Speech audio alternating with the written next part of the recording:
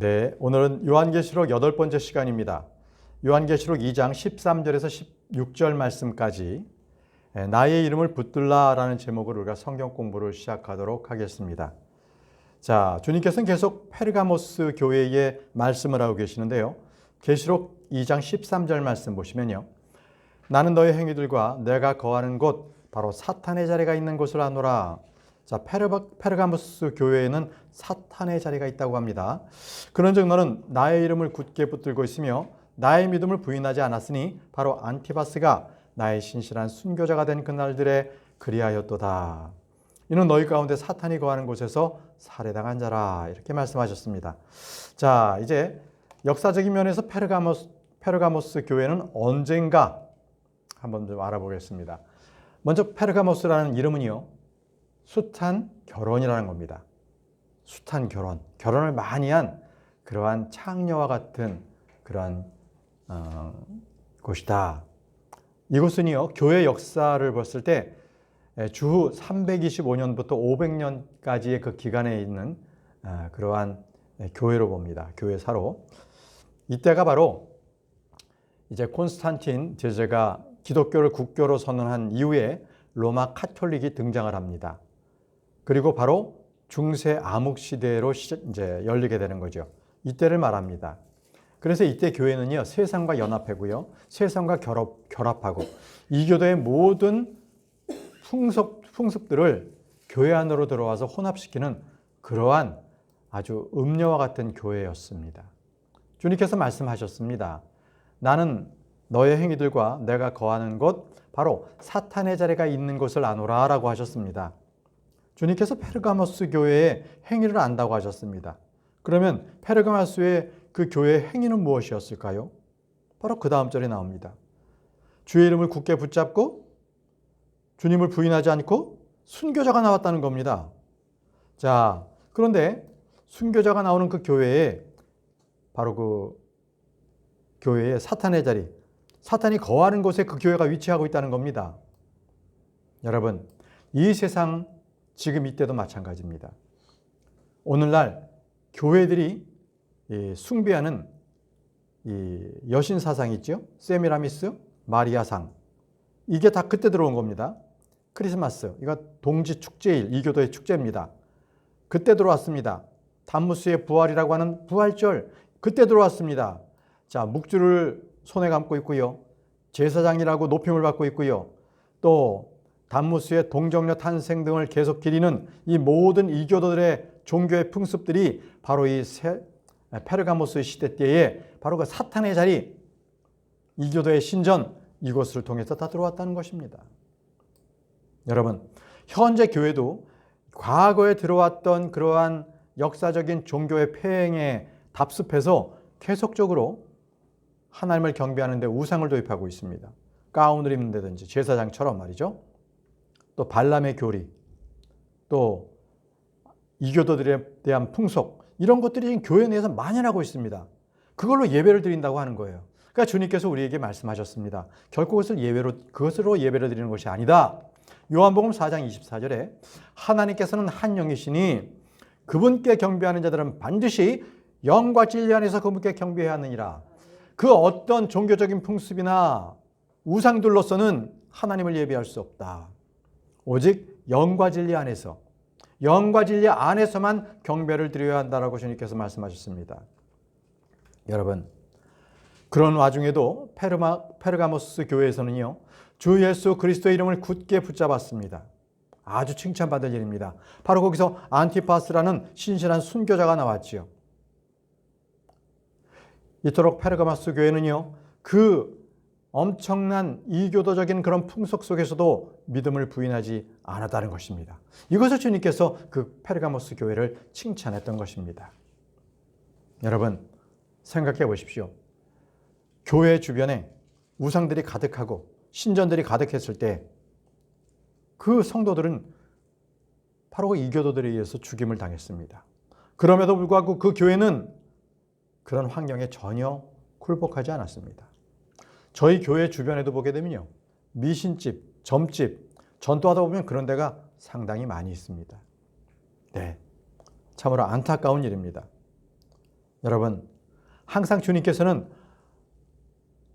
환경에 굴하지 않고 오직 예수 그리스도만을 예비하는 그들을 통해서 하나님은 그들의 수고와 그들의 섬김과 그들의 눈물 이런 것을 결코 그들의 행위를 잊지 않으신다고 말씀하셨습니다. 히브리서 6장 10절 말씀에 이는 하나님께서는 불의하지 아니하셔서 너희의 행위와 사랑의 수고를 잊지 않으시기 때문이라. 분명히 주님께서 약속하셨어요. 너희가 어떤 환경, 어떠한 위기 가운데서 하나님을 섬기는 것을 내가 결코 너희들의 수고, 너희들의 인내를 잊지 않겠다.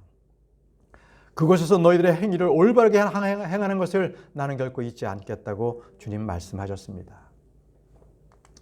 다시 본문 말씀 돌아가서 계시록 2장 13절입니다. 페르가모스 교회에는 사탄의 자리가 있었습니다. 사탄이 거하는 곳이 있다고 말씀하십니다. 여러분, 사탄의 자리라는 것은 사탄을 섬기기 위해서 세워진 건물, 장소를 말합니다. 다시 말씀드리면 이교도들의 신전입니다. 제우스 신전, 아테네 신전, 이런 신전들이 뭐예요? 사탄의 자리입니다. 그래서 이 신전들은요, 365일 내내 불을 피워놨어요. 그래서 모든 시민들은 높은 곳에 있는 그 신전에서 타오르는 그 불을, 그 연기를 항상 쳐다볼 수가 있었던 거죠. 그래서 지금도요, 유럽 각국에 가면 온갖 신들, 그리고 아주 고대 그 거인들의 형상들이 크게 조각해 놓은 것을 여러분들 볼 수 있을 것입니다. 여러분, 페르가모스 교회가 바로 그러한 곳이었습니다. 그 주변에는 고대 바빌론 신비의 종교들이 있었고요. 고대 그리스의 신들이 공존하는 바로 그런 지역이었습니다. 그곳에 페르가모스 교회가 있었던 것입니다. 그래서 페르가모스 교회는 사탄의 자리가 있는 곳에 있었다고 말씀하십니다. 여러분, 여기에서 보시면은 사탄의 자리는 문자 그대로 있습니다. 사탄이 거하는 자리는요, 자신의 왕자가 있는 그 권세의 자리를 말합니다. 계시록 13장 2절에도요. 그리고 내가 본 그 짐승은 표범 같았으며 그 발은 곰의 발들 같았고 그 입은 사자의 입 같았더라. 그리고 그 용이 그에게 자신의 권능과 무엇을 줘요? 자신의 자리를 줬다고 말합니다. 사탄이 자리를 줬어요. 실제 이것이 거하는 겁니다. 자, 그래서 바로 페르가모스 교회에 있는 그 지역은 바로 사탄의 자리가 있는 바로 그런 곳이었습니다. 근데 여기서 주님께서 말씀하셨습니다. 너는 나의 이름을 굳게 붙들고 있으며 라고 말씀하셨습니다. 너는 나의 이름을 굳게 붙들고 있었으며. 이것은 페르가모스 교회는요, 예수 그리스도의 이름을 굳게 붙들고 있었다는 것입니다. 이 세상에 많은 신들이 있고 많은 왕들의 이름이 있고 영웅들이 있지만 그러나 오직 우리가 붙들어야 할 것은 주 예수 그리스도의 이름뿐입니다. 우리가 한번 여기서요, 예수 그리스도의 이름이 무엇인지를 우리가 한번 살펴보기를 원합니다. 예수란 이름은 그분께서 자기 백성을 그들의 죄들에서부터 구원하신다라는 뜻이 예수입니다. 죄들에서 구원하신다. 그리고 그분의 이름이 임마누엘이죠. 임마누엘이라는 것은 우리와 함께 계시는 하나님이라는 뜻입니다. 여러분, 그래서 우리는 예수라는 이름으로 기도해야 합니다. 그럴 때 주님께서는 우리에게 무엇이든지 주신다고 하셨습니다. 요한복음 15장 16절 말씀에 그런즉 너희가 내 이름으로 무엇을 구하든지 내가 그것을 행하겠노라. 이로써 아버지께서 아들 안에 영원하게 되시도록 하려는 것이라. 너희가 나의 이름으로 무엇이든 구한다면, 나의 이름으로 무엇이든 구한다면, 어떤 것이든 구한다면 내가 그것을 행하겠노라. 여러분, 예수 그리스도의 이름으로 기도하시고 구하십시오. 이 말씀에 의지해서 어떤 것이든 구한다면 주님께서 그것을 행하여 주신다고 말씀하셨습니다. 이것은 굉장히 참 우리에게는 엄청난 약속이 아닐 수 없습니다. 이 말씀만 믿어도요, 우리는 예수라는 그 이름이 얼마나 존귀하고 우리의 삶 가운데 가장 위로가 되는 말씀이 바로 예수, 주 예수라는 이름입니다. 요한복음 15장 16절 말씀에 너희가 아버지께 나의 이름으로 구할 것은 무엇이나 그분께서 그것을 너희에게 주시도록 하려 함이라 라고 하셨습니다. 예, 하나님 아버지께 예수 그리스도의 이름으로 구하십시오. 그럴 때 주님께서는 그 구하는 것을 무엇이든 주신다고 말씀하셨습니다. 요한복음 16장 23절에도 무엇이든 너희가 나의 이름으로 아버지께 구하면 그분께서 그것을 너에게 주시리라. 계속적으로 반복적으로 주님께서 말씀하시는 것은 이것은 너무나 귀중하고 우리가 이것을 믿음으로 취해야 할 것입니다. 그만큼 중요하기 때문에 주님께서 계속 기도에 대해서 말씀하고 계시는 거예요. 우리 주님께서는 지옥에 대해서도 계속 반복적으로 3번을 계속 말씀하셨거든요. 지옥은 무서운 곳이라고. 그것은 그만큼 위험한 곳이기 때문에 계속 강조하신 거예요. 마찬가지로 기도도 마찬가지입니다. 주님께서 여러 구절을 통해서 너희가 나의 이름으로 기도를 하라. 반드시 너희가 그것을 받을 것이다 라는 것은 주님께서 반드시 주시겠다는 약속이에요. 그것을 우리는 믿음으로 취하고 구하면 됩니다. 요한복음 16장 24절에 지금까지 너희는 나의 이름으로 아무것도 구하지 아니하였으나 구하라. 그러면 너희가 받으리라. 나의 이름으로 구하라. 그리하면 너희가 받으리라고 말씀하셨습니다. 여러분, 성경의 기록 목적이 무엇입니까? 그것은 예수 그리스도의 이름을 믿고 구원받게 하는데 그 목적이 있습니다. 누구든지 그분의 이름을 부르는 자는 구원을 받습니다. 그것이 바로 예수 그리스도의 이름의 위대함입니다. 사도행전 22장 21절 말씀에 그리고 나서 이러한 일이 있으리니 주의 이름을 부르는 자는 누구든지 구원을 받으리라. 주의 이름을 부르는 자는 누구든지 구원을 받으리라고 말씀하셨습니다. 그러나 세상에 그 어떤 이름도 구원을 줄 이름은 아무 이름도 없습니다. 사도행전 4장 12절 말씀에 또한 다른 이에게는 구원이 없나니 하늘 아래에서 우리가 반드시 구원받아야만 하는 다른 어떤 이름도 사람들 가운데 주어지지 않았기 때문이라. 오직 주 예수 그리스도 그분의 이름만이 우리를 구원해 주시는 분이십니다. 그 어떤 다른 이름도 우리에게 주지 아니하셨습니다. 그렇기 때문에 예수란 이름은요, 그 어떤 이름보다도 뛰어난 이름입니다. 훨씬 더 위대한 이름입니다. 여러분, 지금뿐만이 아니라 다가올 세상에도 주 예수 그리스도 그 이름이 가장 뛰어납니다. 에베소서 1장 21절 이 세상뿐만이 아니라 다가올 세상 안에서 모든 정사와 권능과 세력과 통치권과 이름 지어진 각각의 이름보다 훨씬 뛰어나게 하셨으며 무엇이요? 예수의 이름이. 예수의 이름이 어떤 천상의 모든 존재들, 영적 존재들, 정사, 권능, 세력, 통치권 그 모든 이름보다 훨씬 더 뛰어나게 하셨습니다. 그렇기 때문에 그 모든 이름들은 바로 주 예수 그리스도 그 이름 앞에 무릎을 꿇게 하셨습니다. 빌립보서 2장 9절에서 10절 말씀을 보십시오. 빌립보서 2장 9절에서 10절. 이런 이유로 하나님께서도 그분을 지극히 높이셨으며 그분께 각각의 모든 이름 위에 있는 한 이름을 주셨느니라. 모든 이름 위에 한 가지 이름만 주셨어요. 이는 하늘에 있는 것들과 땅에 있는 것들과 땅 아래에 있는 것들에 속한 모든 무릎마다 예수님의 이름에 꿇게 하려 하시며 하나님께서 창조하신 모든 창조물들은 모두가 예수 그리스도의 이름으로 무릎을 꿇게 하려 하심입니다. 여러분, 우리는 이 인간의 존재는요 굉장히 나약합니다. 먼지와 같은 존재입니다. 그런데 지금의 우리의 존재보다 조금 더 낫게 만든 것이 창조된 것이 천사입니다. 그런데 이 천사들도요 예수라는 이름 앞에는 비할 것이 안 됩니다. 예수의 이름이 훨씬 더 위대합니다. 탁월합니다. 히브리서 1장 4절 말씀에 그분께서 천사들보다 훨씬 더 뛰어나게 되신 것은 상속을 통하여 그들보다 더 탁월한 이름을 획득하셨기 때문이라. 이것이 바로 예수 그리스도의 이름입니다. 천사들보다도 더 위대한 이름, 더 탁월한 이름인 것입니다. 자, 이제 다시 우리 본문 말씀으로 돌아가겠습니다. 계시록 2장 13절입니다.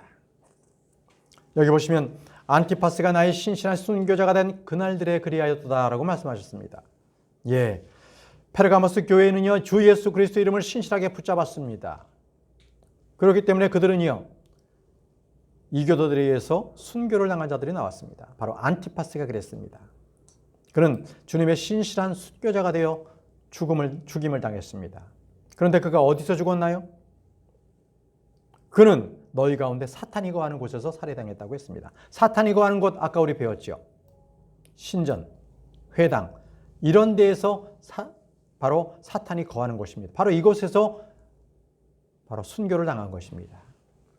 여러분, 페르가모스 교회는 바로 그 지역이 이 사탄이 거하는 곳이 있는 그 신전들이 가득했던 것입니다. 근데 이것은요, 바로 캐톨릭 교회도 상징합니다. 캐톨릭 교회를 말합니다. 왜냐하면 많은 침례 교도들이 이 캐톨릭 교도들에 의해서 바로 종교 재판을 받았던 그 장소, 그것이 바로 사탄이 거하는 곳이었습니다. 그곳에서 많은 크리스찬들이 죽임을 당했습니다. 여러분, 그 당시에 유대인들도 있었습니다. 유대인들도 회당 그리고 성전이 있었죠. 그것은 하나님이 계시지 않았습니다.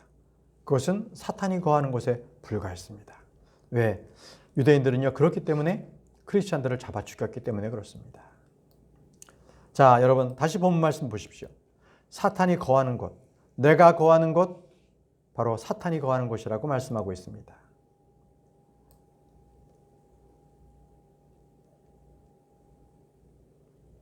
주님께서는 성도들의 모임을 교회라고 말씀하십니다. 그런데 페르가모스에 있는 교회는요, 그 사람들이 모이는 자리 그 자체가 사탄의 자리였다는 겁니다. 바로 그 자체가 사탄이 거하는 곳이라고 말씀하십니다. 여러분, 유대교나 무슬림이나 캐톨릭 교도들이나 그들이 거하는 곳은 사탄이 거하는 곳입니다. 바로 그들의 있는 거처가 바로 사탄의 거처인 것이죠. 그러나 성도들의 모임은 다릅니다. 우리의 몸은 성령의 몸입니다. 성령이 거하시는 몸이에요. 지금도 이 땅에는, 이 시대에는 교회에 참으로 많은 사탄들이 거하는 그러한 교회가 많습니다. 이것이 바로 마지막 시대에 살아가는 그러한 우리들의 교회의 모습을 보여주고 있는 것입니다. 자, 다음 말씀으로 넘어가겠습니다. 계시록 2장 14절입니다. 계시록 2장 14절. 그러나 내가 너를 반대하는 것들이 몇 가지 있나니 거기에 발람의 교리를 붙드는 자들이 너에게 있기 때문이라. 발람은 이스라엘 자녀들 앞에 걸려 넘어지게 하는 장애물을 던져놓도록 발락을 가르친 자로서 우상들에게 희생물들로 바쳐진 것들을 먹게 하고 음행하게 하였느니라. 자, 주님께서는 분명히 페르가모스 교회에 칭찬도 하셨지만 잘못된 것에 대해서는 분명하게 지적하셨습니다. 반대하셨습니다. 너를 반대하는 것들이 몇 가지가 있다고 말씀하셨습니다. 이건 책망입니다. 잘한 것도 있으니까 잘못한 것은 퉁치고 넘어가자, 이런 하나님이 아니십니다. 그들이 잘못한 게 무엇입니까? 바로 그들에게는 발람의 교리를 붙드는 자들이 있었다는 겁니다. 발람의 교리. 발람의 교리가 무엇입니까? 하나님의 말씀이 아닌 세상의 풍습, 세속화된 풍습, 철학, 이교들의 교리, 이런 것들이 교회 내에 들어와 있는 거예요. 그때가 어떤 때였습니까? 바로 이 우상들의 신전들이 막 난무했던 데잖아요. 그러니까 신전들이 가르치는 그러한 교리들이 교회도 막 들어온 겁니다. 그게 발람의 교리예요. 가장 뚜렷한 게 뭔지 아십니까? 먹는 것, 탐심, 돈을 추구하는 것, 음행을 추구하는 것. 이게 바로 이교들이 다 추구하는 건데 그게 교회로 들어왔다는 것입니다. 그것이 바로 발람의 교리였습니다. 요즘 교회, 이 캐톨릭은요, 성당 보면 성경 말씀보다 이 공회의 어떠한 의사결정이 성경 위에 있고요. 교황의 말이 성경 위에 있습니다. 바로 페르가모스 시대의 그 교회를 보는 것이 마지막 시대라는 것입니다. 여기서 지금 발람의 교리라고 있지 않습니까? 이 발람은요, 이교도입니다. 이교도의 제사장, 그리고 또 그는 예언자로서의 점쟁이였습니다. 자, 이 발람을 알기 위해서는 민수기로 넘어가야 됩니다. 민수기 22장에는 발람에 대한 기록이 쭉 나열되어 있는데요. 한번 보시죠. 민수기 22장 7절입니다. 그리하여 모압의 장로들과 미디안의 장로들이 그들의 손에 점괘의 보상들을 가지고 떠났더라. 누구한테 갔어요? 발람에게. 모압 왕 이름이 발락이거든요. 근데 이제 발람에게 점괘를 얻어서 이스라엘 백성들을 치기 위해서 점괘 보상을 가지고 그에게 떠났던 거예요. 그리고 그들이 발람에게 이르러 발락의 말들을 그에게 전하였더라. 발락은 모압의 왕이었잖아요. 모압의 왕의 그 원하는 것을 발람, 바로 그 점쟁이에게 말했던 거예요. 점괘 보상이 뭐였습니까? 금과 은과 보석. 그리고 발람에게 높은 지위를 주겠다는 보상. 이런 것들을 가지고 떠난 거였죠. 그렇지만 주님께서 이 발람에게 이스라엘을 저주하지 말라. 이렇게 말씀하셨어요. 그렇기 때문에 그것을 들은 발람은 꼼짝없이 이스라엘을 저주하지 못해요. 발락이 원하는, 모압의 왕이 원하는 대로 이스라엘을 저주해줘야 되는데 저주를 못합니다. 끝까지. 그는 돈도 받고 싶었어요. 명예도 받고 싶었어요. 그렇지만 하나님께서 그 점쟁이에게 못하게 하시니까 그는 결코 이스라엘을 욕을 할 수가 없었습니다. 그래서 이 발람이요, 꾀를 냅니다. 어떤 꾀를 내요? 자기가 이스라엘을 욕하지 못하지만 이스라엘이 스스로, 그 백성들이 스스로 죄를 짓도록 하기 위해서 모압 왕 발락에게 꾀를 줍니다. 어떻게 하느냐? 이스라엘 백성들을 너희 신전으로 초대해라. 그래서 그들에게 신전에 바친 제물을 먹게 하고 먹은 뒤에는 신전의 창녀들과 음행을 하게 하라.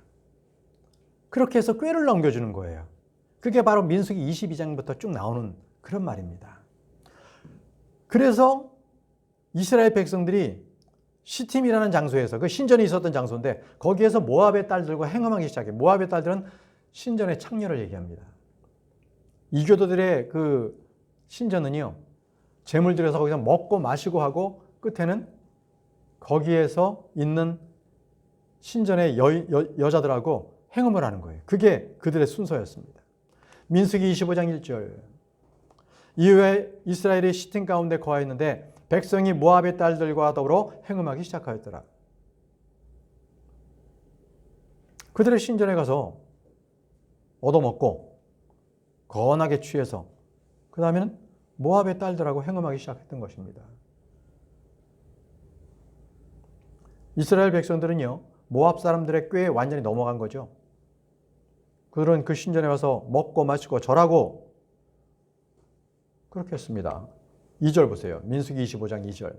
그리고 그들을 신들의 희생제들로 이스라엘 백성들을 불렀더라. 그러자 백성이 먹고 그들의 신들에게 아래로 숙여 절하였더라.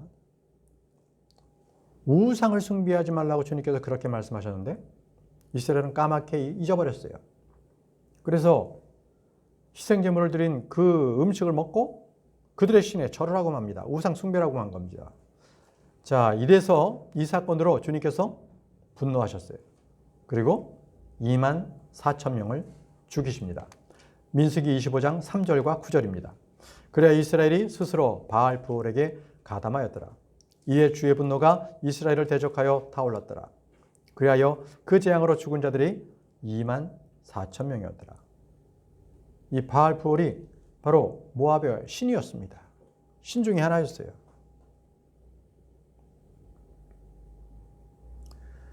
한순간에 그들은 음행함으로 해서 2만 4천 명이 죽고 말았습니다. 이것은 오늘날 교회의 모습과도 같습니다. 오늘날 교회는 얼마나 발람의 교리를 붙잡고 있는 교회가 얼마나 많은지 모릅니다. 성도들도 돈이 된다면 죄를 서슴지 않습니다. 음행은요, 이미 교회 내에서는 벌어지는 공공연한 비밀이 되고 말았습니다. 목사의 성범죄, 형제의 음행이 만연합니다. 그리고 세상과 또 연합은요, 그것은 영적으로도 음행입니다. 그래서 종교 간에 일치하자, 종교 간에 연합하자. 이게 바로 우상 숭배를 하는 발람의 교리입니다. 결국 발람의 교리를 따랐던 이스라엘 백성들은 그 죄로 말미암아 멸망했습니다. 잘 기억하십시오. 발람의 교리는 세상과 교회를 연합하는 것입니다. 결코 그것을 따르지 말아야 합니다. 그래서 발람은요, 발락을 가르쳐서 이스라엘 백성 앞에 걸림돌을 놓게 했습니다. 우리 역시요, 마귀들의 그 속임수에 우리가 걸려들지 말아야 합니다. 마귀는 우리가 걸어가는 발걸음마다 자꾸 올무를 놓습니다. 우리가 말씀 안에서 우리가 보호받지 못하면 그 올무에 걸리고 맙니다. 보시죠. 디모데전서 3장 7절. 디모데전서 3장 7절. 이뿐만이 아니라 그는 외부인들에게도 좋은 평판을 받아야 하느니라. 이는 그가 비방과 마귀의 올무에 빠지지 않게 하려 함이라. 마귀의 올무가 항상 우리를 까딱하면 그 올무에 우리를 그냥 빠지게 만드는 거예요. 또 디모데후서 2장 26절에 마귀에 의하여 마귀의 뜻대로 포로잡힌 자들이 마귀의 올무로부터 자신을 회복하게 하려 함이라. 마귀의 올무로부터 빠져나와야 합니다. 마귀의 올무에 있잖아요. 그러면 짜릿하고 쾌감을 느끼나요? 비커 안에 살아있는 개구리를 넣습니다. 그리고 그 밑에는 비커 밑에는 불을 붙이기 시작합니다. 처음에는 따뜻하니까 개구리가 아주 편하게 있죠. 따뜻하니까 온 사지를 쭉 뻗습니다. 너무나 편하니까. 그건 자기가 죽어가는지 모르는 거예요. 점점 그 물이 뜨거워졌을 때 개구리는 자기가 죽는 것조차도 모르고 거기서 그냥 익혀서 죽습니다. 그게 바로 마귀의 올무와 같은 거예요. 무서운 겁니다. 한번 빠지면요, 처음부터 빨리 빠져나오지 않으면 점점 거기에 빠져들어서 결국은 그 올무에서 빠져나오지 못합니다. 여러분들께서 부유하고자 되고 싶으신가요? 그것 역시 마귀가 던지는 그러한 올무입니다. 디모데전서 6장 9절 말씀에 그러나 부유하게 되고자 하는 자들은 시험과 올무에 빠지고 어리석고 해로운 많은 정욕들에 빠지나니 그것들은 사람들을 멸망과 파멸 속에 잠기게 하느니라. 뭐가요? 부자가 되고 싶어. 한탕하고 싶어. 투기하는 거예요. 주님께서 원하시는 게 아니에요. 땀 흘려 일하라는 거예요. 땀 흘려 일하지 않고 뭔가 요행을 바라가지고 뭔가 투기를 한다. 그게 바로 시험과 올무에 빠집니다. 결국 파멸과 멸망 속으로 빠져든다는 것이 주님께서 경고의 말씀입니다. 여러분, 이토록 발람의 교리는 굉장히 위험합니다. 이스라엘 백성들을 음행과 우상숭배에 빠지게 했습니다.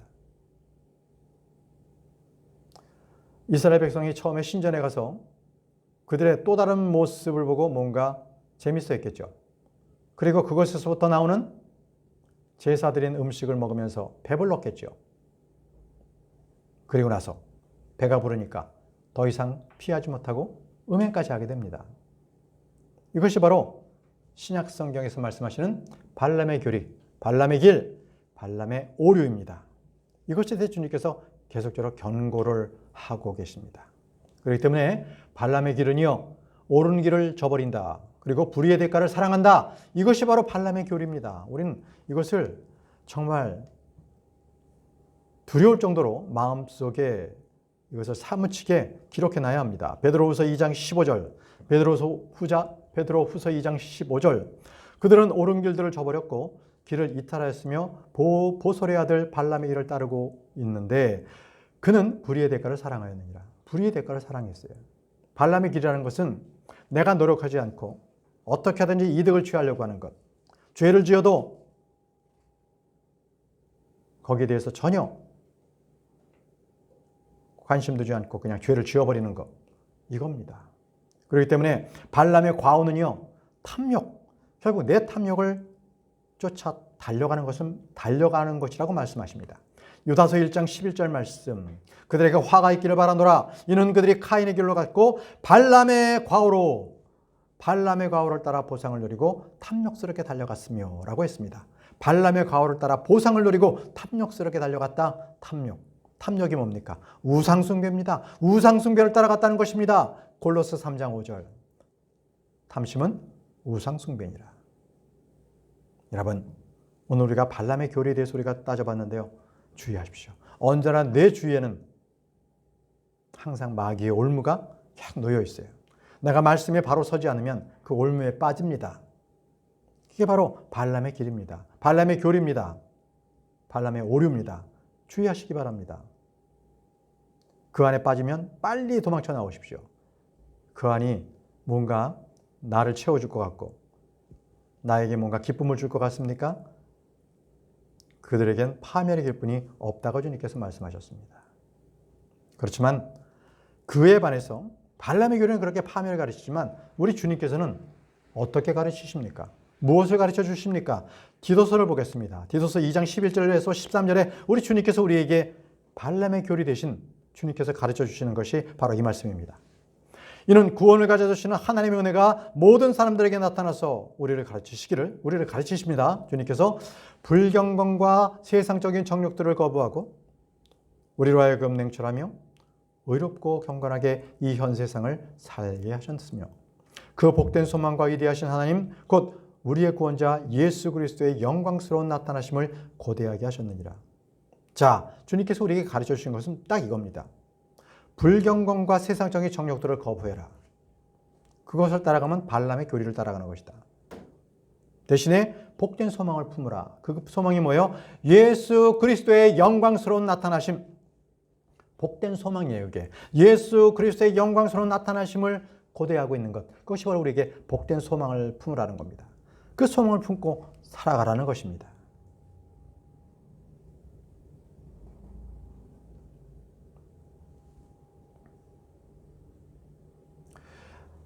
자, 본문으로 돌아가겠습니다. 본문 계시록 2장 15절입니다. 계시록 2장 15절. 이처럼 너에게도 니콜라파 사람들의 교리를 붙잡은 자들이 있으니 그것은 내가 증오하는 것이라. 자, 니콜라파의 교리가 또 그 교회에 있었습니다. 니콜라파의 사람들의 교리가 무엇입니까? 성직자 계급체계, 제사장 계급체계 아니겠습니까? 요즘 일반 교회들 보십시오. 성도 위에 집사가 있고 집사 위에 권사 있고 권사 위에 장로 있고, 그죠? 그 위에 목회자가 있습니다. 전도사 있고 강도사 있고 분목사 있고 목사 있고 목사 위에 총회장 있고, 아니 그냥 막 계층이 엄청 많아요. 니콜라파 사람들의 교리입니다. 계급체계입니다. 주님께서 그걸 뭐라고 하셨어요? 증오한다. 내가 헤이트한다. 증오한다고 말씀하십니다. 신약교회는요, 이런 직급체계, 계급체계 없습니다. 모두가 우리는 형제요, 지체입니다. 지역교회 감독과 장로와 목사와 집사와 교사 이렇게 불리는 것은 있죠. 그러나 그것은 감독, 장로, 목사는 한 직책이고요. 집사, 교사 이것도요. 그것은 직분이지 섬김을 위해서 있는 것이지 직급이 아닙니다. 섬김의 자리의 모습입니다. 우리는 계급을 가지고 있지 않습니다. 그래서 에베소 교회는요, 니콜라파 사람들의 행위를 증오했다고 말씀하셨습니다. 계시록 2장 6절에 에베소 교회입니다. 이것은 그러나 이것이 너에게 있으니 내가 니콜라파 사람들의 행실들을 증오한 것이라. 에베소 교회는요, 니콜라파 사람들의 행실을 증오했어요. 그 교리를 받아들이지 않았다는 것입니다. 여러분, 독립침례교회를 제외한 일반 교회들, 교회라고 불리는 그릇들, 캐톨릭, 그리스천교회, 성교회, 성공회, 영국 국교회죠, 성공회, 장로교, 감리교, 이들은요, 니콜라파 사람들의 교리를 철저하게 붙잡고 있습니다. 그것은 주님께서 기뻐하시는데 주님은 그들을 hate, 증오하십니다. 싫어하다가 아니에요. 증오하십니다. 증오하십니다. 왜냐하면 그들이요, 목사를 제사장이라고 하고 교회를 성전이라고 하고 거짓 교리를 가르치고 있기 때문에 그렇습니다. 자, 오늘 마지막 구절입니다. 계시록 2장 16절입니다. 회개하라. 그리하지 않으면 내가 너에게 속히 올 것이요 내 입의 검으로 그들을 대적하여 싸우겠노라 라고 말씀하셨습니다. 회개하라. 주님께서는 페르가모스 교회에 회개하라고 명령하십니다. 회개라는 게 무엇입니까? 슬퍼하는 거예요? 애통하는 겁니까? 반성하는 거예요? 그렇지 않습니다. 회개는 자기가 지금까지 저지른 죄를 버리고 뒤돌아서 오는 겁니다. 뒤돌아서 주님께 오는 겁니다. 이것이 회개입니다. 단지 슬픔만을 갖고 애통만을 하는 것이 죄를 회개하는 것이 아니라는 것입니다. 자신의 죄악을 시인하고 자신을 돌이키는 것, 이것이 바로 회개입니다. 침례자 요한은요, 유대인들을 향해서 회개하라고 명령하셨습니다. 주님과 사도들도 역시 회개하라고 그들에게 선포했습니다. 여러분, 복음을 믿지 않는 모든 이방인들을 향해서 주님께서는 회개하라고 주님께서는 선포하셨습니다. 명령하셨습니다. 사도행전 17장 30절 말씀에 이제는 모든 사람들에게 회개하라고 곳곳마다 명령하시느니라. 우리 주 예수 그리스도께서 이제는 회개하라고 모든 이들에게 명령을 하고 계시는 것입니다. 에베소 교회는 회개하지 않으면 너의 등잔대를 옮겨버리겠다는 거예요. 교회라는 것 자체를 아예 이름이 불려지지 아니하도록 주님께서 그곳에 성령님이 내주하지 아니하도록, 그것은 교회가 아니죠. 그렇게 만드시겠다는 거예요. 회개하라는 겁니다. 페르가모스 교회는 어떻게 했어요? 너희가 회개하지 않으면 주님께서 직접 와서 자신의 입의 검으로 그들과 싸우겠다고 하십니다. 성도들과 싸우겠다는 거예요. 회개하지 않으면. 무서운 말씀 아니겠습니까? 회개하라. 그렇지 않으면 내가 너에게 속힐 것이요 내 입의 검으로 그들을 대적하여 싸우겠노라. 그들이 누구예요? 페르가모스 교회의 성도들입니다. 그들이 회개하지 않으면 싸우겠다는 거예요. 바로 이 마지막 때에 이 시대가 바로 페르가모스 시대입니다. 그러면 저와 여러분들 가운데서도 죄를 짓고 회개하지 않으면 마귀가 나와 싸우는 것이 아니라 누가 싸워요? 주님께서 나와 싸우겠다는 거예요. 주님께서 주님의 입으로 그 검으로 나를 죽이시겠다는 거예요. 이게 정말 섬뜩하지 않습니까? 이 말씀을 믿고요, 우리는 정말 회개해야 합니다. 회개해야 합니다. 과연 주님과 맞붙어서 싸워서 이길 사람이 어디 있겠습니까? 그 싸움을 견뎌낼 사람이 어디 있겠습니까? 그죠? 주님은 말씀하십니다. 회개하라. 그렇지 않으면 내가 속히 와서 그들을 대적하여 싸우겠노라. 무섭습니다. 마귀와 싸우면 주님께로 피할 장소리도 있죠. 주님과 내가 대적하여 싸우는 그 상태에서는 피할 데도 없어요. 바로 죽습니다. 멸망과 파멸의 길로 갔습니다. 우리는 회개해야만 삽니다. 자, 오늘은 여기까지 공부하도록 하겠습니다. 자, 우리 기도하고 마치겠습니다.